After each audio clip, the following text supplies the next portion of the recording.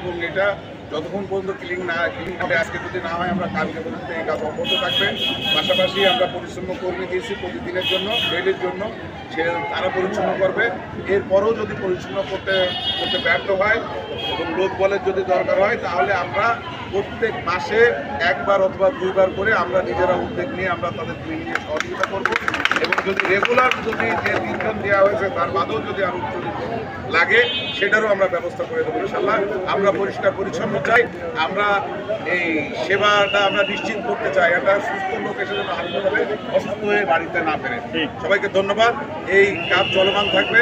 আজকে এই পরিচ্ছন্নতার আমি শুভ উদ্বোধন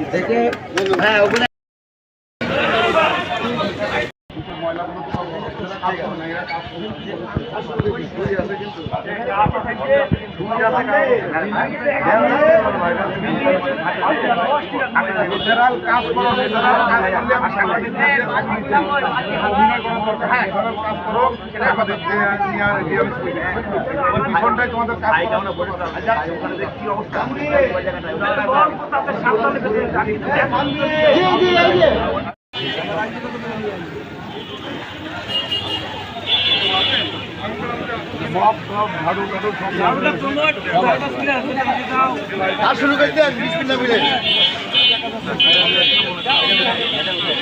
পরে দিচ্ছি ভাই ভাই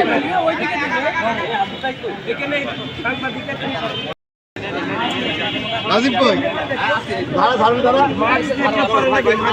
সামনে সামনে চলে যাও সামনে